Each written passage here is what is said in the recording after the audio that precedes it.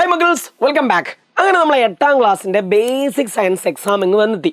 ചില ആൾക്കാരൊക്കെ ചോദിക്കാറുണ്ട്, മാഷേ ഈ പ്രഡിക്ഷൻ വീഡിയോ മാത്രം കണ്ടാൽ മതിയോ, ഇതിലുള്ളത് മാത്രം പഠിച്ചാൽ മതിയോ എന്ന്. എടാ ശരിക്കും എന്താ പ്രശ്നം എന്ന് പറയാൻ നിങ്ങൾക്ക്, നാളെ നമുക്ക് ബേസിക് സയൻസ് ആണ് എക്സാം. 20 മാർക്കിന് ഫിസിക്സ് ഉണ്ട്, കെമിസ്ട്രി ഉണ്ട്, ബയോളജി ഉണ്ട്. ചില ആൾക്കാരായിരിക്കും അയ്യോ ഈ ഒരു ദിവസം കൊണ്ട് ഞങ്ങൾ എങ്ങനെ 3 സബ്ജക്റ്റും അതിലുള്ള പാഠങ്ങളൊക്കെ പഠിക്കാമെന്ന്. അവിടെയാണ് ഈ വീഡിയോൻ്റെ പ്രസക്തി. ഞാൻ ഈ വീഡിയോയിൽ ഓരോ പാഠത്തിലെയും ഏറ്റവും ഇമ്പോർട്ടൻ്റ് ഭാഗങ്ങൾ പറഞ്ഞുതരും. ശരിക്കും പുതിയ ടെക്സ്റ്റ് ബുക്കും പുതിയ ക്വസ്റ്റ്യൻ പാറ്റേണും ആയതുകൊണ്ട് ഇന്ന ചോദ്യമാണ് വരിക എന്ന് പറയാനുള്ള കഴിവ് നമുക്കില്ല. പക്ഷെ നമുക്ക് എന്ത് പറയാൻ പറ്റും, ഈ പാഠത്തിൽ ഏറ്റവും കൂടുതൽ ശ്രദ്ധ കൊടുക്കേണ്ട ഭാഗങ്ങൾ പറയാൻ പറ്റും. അതിൽ നിന്ന് എന്തായാലും ക്വസ്റ്റ്യൻ ഉണ്ടാവും, ഉറപ്പെന്ന് പറഞ്ഞാൽ ഉറപ്പ്.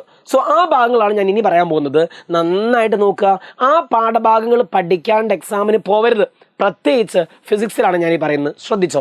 ഒന്നാമത്തെ പാഠം, നമ്മുടെ ഒന്നാമത്തെ പാഠത്തിൻ്റെ പേരെന്താ? മെഷർമെൻറ്റ്സ് ആൻഡ് യൂണിറ്റ്സ്, അളവുകളും യൂണിറ്റുകളും. ഈ പാഠത്തിൽ നിങ്ങൾ നിർബന്ധമായിട്ടും പഠിക്കേണ്ടത്, ഇത് നോക്കാണ്ട് എക്സാമിന് പോകാൻ പാടില്ലാത്തത് ആ ടോപ്പിക്കുകൾ എന്ന് പറഞ്ഞാൽ ഈ പ്രധാനപ്പെട്ട 5 ആൾക്കാരാണ്. അതിലൊന്നാമത് fundamental quantities and derived quantities. Sir മലയാളത്തിൽ പറഞ്ഞാലോ, അടിസ്ഥാന അളവുകളും വ്യുൽപ്പന്ന അളവുകളും. ഇതെന്തായാലും പഠിക്കണടാ. ഈ സംഭവം പഠിക്കാണ്ടേ നിൽക്കരുത്. ഇതിന് എക്സാമ്പിൾ ചോദിക്കും. ഉദാഹരണത്തിന് ഏരിയ, പരപ്പളവ് അടിസ്ഥാന അളവാണോ വ്യുൽപ്പന്ന അളവാണോ? നീളം, ലെങ്ത്ത് അടിസ്ഥാന അളവാണോ വ്യുൽപ്പന്ന അളവാണോ? സോ ഫണ്ടമെൻ്റൽ ക്വാണ്ടിറ്റിയും ഡിറൈവ്ഡ് ക്വാണ്ടിറ്റിക്കും എക്സാമ്പിളും അതിൻ്റെ യൂണിറ്റും നിർബന്ധമായിട്ടും പഠിച്ചു വെക്കുക. രണ്ടാമതൊരു ക്വസ്റ്റ്യൻ ആണ് കൺവേർഷൻ, മാറ്റുക. ഇപ്പോൾ സെൻറ്റിമീറ്റർ തന്നിട്ട് കിലോമീറ്ററിലേക്ക് മാറ്റാൻ പറയും, സെൻറ്റിമീറ്റർ തന്നിട്ട് മീറ്ററിലേക്ക് മാറ്റാൻ പറയും, കിലോമീറ്ററിന് തന്നിട്ട് മീറ്ററിലേക്ക് മാറ്റാൻ പറയും, കിലോഗ്രാം തന്നിട്ട് ക്വിൻ്റലിലേക്ക് മാറ്റാൻ, മാസ് കിലോഗ്രാം തന്നിട്ട് ഗ്രാമിലേക്ക് മാറ്റാൻ, അങ്ങനെയുള്ള ചോദ്യങ്ങളൊക്കെ ഉണ്ടാവും. സോ കൺവേർഷൻ നിർബന്ധമായിട്ട് നോക്കണം, അതിന് ഉറപ്പായിട്ടും ചോദ്യം ഉണ്ടാവും. ഇനി മറ്റൊരു ഭാഗം, rules to keep while writing units. എടാ യൂണിറ്റുകൾ എഴുതുമ്പോൾ ശ്രദ്ധിക്കേണ്ട നിയമങ്ങളില്ലേ? അപ്പോൾ ചില ആൾക്കാർ പറയും, മാഷെ ആ നിയമങ്ങൾ കാണാപ്പാഠം പഠിക്കണോ? വേണ്ട, നിങ്ങൾ ആ നിയമം ഒന്ന് പ്രാക്ടിക്കലി പഠിച്ചാൽ മതി. ഉദാഹരണത്തിന് ഇങ്ങനെ എഴുതാൻ പാടില്ല, സെൻറ്റിമീറ്റേഴ്സ് എന്ന് എഴുതാൻ പാടില്ല. മനസ്സിലാക്കി പഠിച്ചാൽ മതി, അല്ലാതെ കാണാപ്പാഠം പഠിക്കേണ്ട, മനസ്സിലാക്കി മാത്രം പഠിക്കുക. മറ്റൊരു ചോദ്യമാണ് ഒരു പേപ്പറിൻ്റെ കനം എങ്ങനെ അളക്കുക. അതേമാതിരി നമ്മൾ മെഷറിംഗ് ജാറിലുള്ള അളവ് പാത്രം ഉപയോഗിച്ചിട്ട് ഒരാളുടെ വോളിയം എങ്ങനെ കാണുക. ഈ 2 ചോദ്യങ്ങൾ കൂടി ആ പാഠത്തിൽ വളരെ വളരെ ഇമ്പോർട്ടൻ്റാണ്. സോ ഇത് എന്തായാലും പഠിക്കണം. അപ്പോൾ ചില ആൾക്കാർ പറയും ഇത് മാത്രം പഠിച്ചാലേ A+ കിട്ടുമോ? അങ്ങനെയല്ല, ഇത് നോക്കിയില്ലെങ്കിൽ നിങ്ങൾ തീർന്ന്.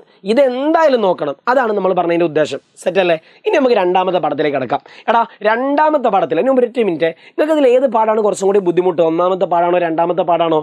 ഏത് പാഠം ബുദ്ധിമുട്ട് എന്നുള്ളതൊക്കെ താഴെ കമൻറ്റ് ചെയ്യണേ. നമുക്ക് അതിനനുസരിച്ച് രാത്രിത്തെ ലൈവ് സെറ്റ് ആക്കണം. ഇനി നമ്മൾ രണ്ടാമത്തെ പാഠത്തിലേക്ക് കിടക്കാൻ പോവുക. അതിന് ഒരു കാര്യം കൂടി പറയട്ടെ, ഒരു കാര്യം കൂടി. നിങ്ങൾക്ക് ആർക്കെങ്കിലും ഇനിയുള്ള ഏതെങ്കിലും പാഠം ബുദ്ധിമുട്ടുണ്ടെന്നുണ്ടെങ്കിൽ നമ്മളിങ്ങനെ കഷ്ടപ്പെടേണ്ട ആവശ്യമില്ലടാ. എജുപോട്ട് ഓണത്തിന് ശേഷം ഒരു ഫാസ്റ്റ് ട്രാക്ക് ബാച്ച് സ്റ്റാർട്ട് ചെയ്യുന്നുണ്ട്. ഒരു കിഡിലം ഫാസ്റ്റ് ട്രാക്ക് ബാച്ച്, ഡിസംബറോട് കൂടി നിങ്ങളെ പാടൊക്കെ തീർക്കുന്ന ഒരു ഫാസ്റ്റ് ട്രാക്ക് ബാച്ച്. സോ അതിന് ഇപ്പോൾ രജിസ്റ്റർ ചെയ്യുകയാണെങ്കിൽ നല്ല ഡിസ്കൗണ്ട് ഉണ്ട്. അതിൻ്റെ ലിങ്ക് താഴെ കമൻറ്റ് ബോക്സിലുണ്ടാവും കേട്ടോ. നമുക്ക് നേരെ രണ്ടാമത്തെ പാഠത്തിലേക്ക് കിടക്കാം. എന്താ മക്കളെ രണ്ടാമത്തെ പാഠം? Motion and force. ചലനവും ബലവും. ഈ പാഠത്തിൽ ഏറ്റവും പ്രധാനപ്പെട്ട ഭാഗങ്ങൾ ഇതാ ഈ കൊടുത്ത സാധനങ്ങളാണ്. ഇതെന്തായാലും നോക്കണം. അതിൻ്റെ മലയാളവും പുറത്തുണ്ട്. സാർ അതിൽ ഒന്നാമത്തെ എന്താ? നിങ്ങൾക്ക് ഒരു എക്സാമ്പിൾ തരും. ആ എക്സാമ്പിൾ നിന്ന് ഇങ്ങോട്ട് പറയും ഇത് റെസ്റ്റിലാണോ മോഷനിലാണോ. ഒരു അവലംബക വസ്തു തരും, റെഫറൻസ് ഒബ്ജക്റ്റ് തരും. എന്നിട്ട് ചോദിക്കും ഇയാളെ കമ്പയർ ചെയ്യുമ്പോൾ ഇയാൾ റെസ്റ്റിലാണോ മോഷനിലാണോ, ഇയാളെ കമ്പയർ ചെയ്യുമ്പോൾ ഇയാൾ നിശ്ചലാവസ്ഥയിലാണോ ചലനാവസ്ഥയിലാണോ എന്ന്. സോ ഒരാൾ നിശ്ചലാവസ്ഥയിൽ എപ്പോഴാവുക, ചലനാവസ്ഥയിലാവുക എന്ന് നന്നായിട്ട് കാണുക. ഏതെങ്കിലും ആൾക്ക് ഡൗട്ട് ഉണ്ടെങ്കിൽ ഒന്നും പേടിക്കണ്ട, ഇന്ന് രാത്രിയുള്ള ലൈവിൽ വന്നാൽ മതി, ഫുള്ള് ഞാൻ സെറ്റാക്കി തരാം. സാർ അടുത്ത പരിപാടി സ്പീഡില്ലടാ, വേഗത.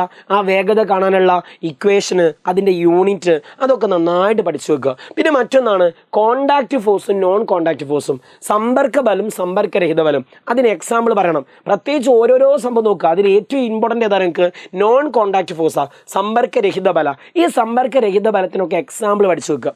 സമ്പർക്കത്തിനും പഠിക്കണം, സമ്പർക്കരഹിതത്തിനും എക്സാമ്പിൾ ഉദാഹരണം പഠിച്ചു വെക്കണം. ആൻഡ് ഫൈനലി ഘർഷണം, ഫ്രിക്ഷൻ. ശരിക്കും ഘർഷണം ഇല്ലാത്ത ക്വസ്റ്റ്യൻ പേപ്പർ ഉണ്ടെങ്കിൽ ആ ക്വസ്റ്റ്യൻ പേപ്പർ ദുരന്തം ക്വസ്റ്റ്യൻ പേപ്പർ എന്നാ പറയാം. സോ ഫ്രിക്ഷൻ പഠിക്കാണ്ട് എക്സാമുകളിലേക്ക് പോകരുത്.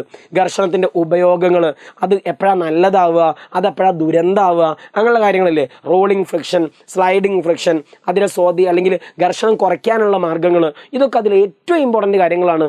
അതെന്തായാലും നോക്കണം കേട്ടോ. സോ ഫ്രിക്ഷൻ എന്ന് പറയുമ്പോൾ ഏറ്റവും ഇമ്പോർട്ടൻ്റ് 3 കാര്യങ്ങളാണ്. 1, അത് എപ്പോഴേക്കേ ഉപകാരമാവുക, അതെപ്പോഴേക്കേ ഉപദ്രവമാവുക.